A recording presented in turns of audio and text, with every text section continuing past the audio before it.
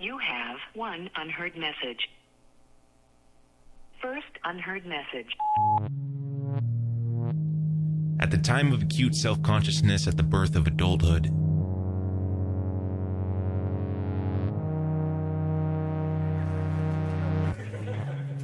when the soul is still innocent and open, has not been hardened, and the world is a big apple with possibilities that are seemingly limitless, and relationships can seem to be so perfect and so easily perfect, and the soul has just been awakened to the intense sense of personhood, selfhood, and asks, for the first time, the question of who he is and why he's here. The soul is wide open, and it seeks to go beyond itself. The person feels deeply and intensely, having not yet learned to block and hide these feelings which later prove too painful.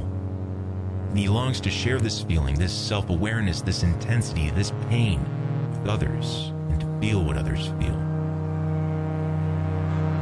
Everything is poured out freely, sometimes too freely. And there's no attempt to guard one's inner world from being trampled on. The child who has never been hit by a car, if he is not told of the dangers, will have no fear of walking into a busy street.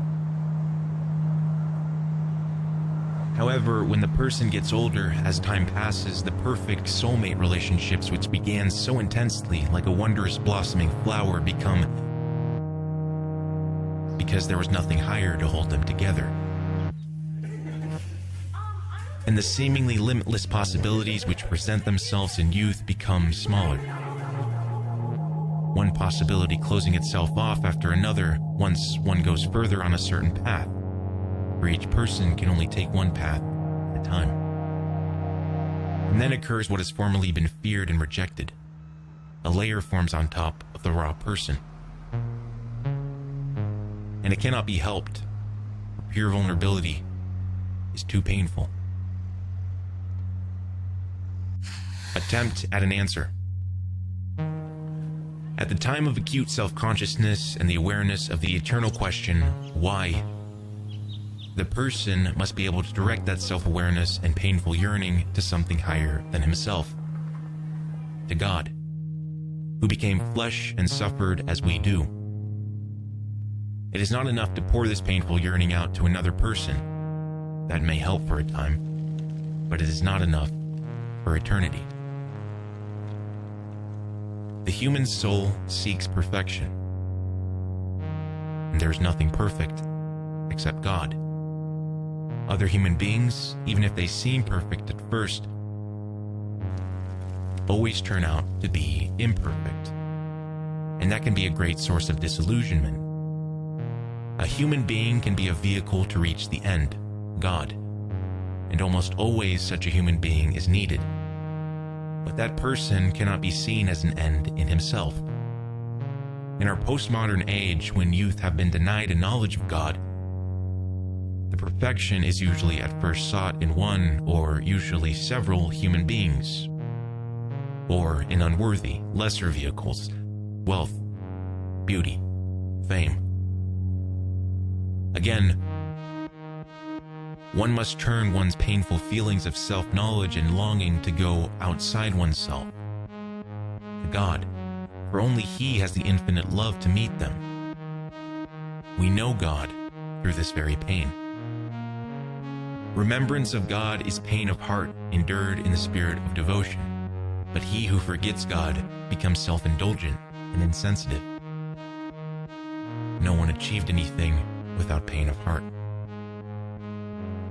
The inward pain and intensity experienced in adolescence is not only good, it is even vital for the future development of the soul.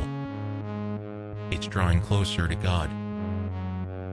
It is a moment of truth, and that is why it is so important that these strong feelings, that all or nothing, I won't settle for second best feeling of God-given youthful idealism, be quickly channeled to Him who is not second best, but who is ultimate. If this would happen, more youth of today would turn to monasticism, which is the all or nothing life, not settling for second best, but giving up everything for a higher end. The kingdom not of this world. But there must be strength and backbone in young people to keep alive the flame of their idealistic yearning when all kinds of worldly tares attempt to choke out the newly sprouted seeds. If one channels one's pain, self-awareness, etc., upwards, there is possibility for endless growth in the spirit. However, if one keeps it flowing on a horizontal level, it will lead to stagnation, despair, or selling out.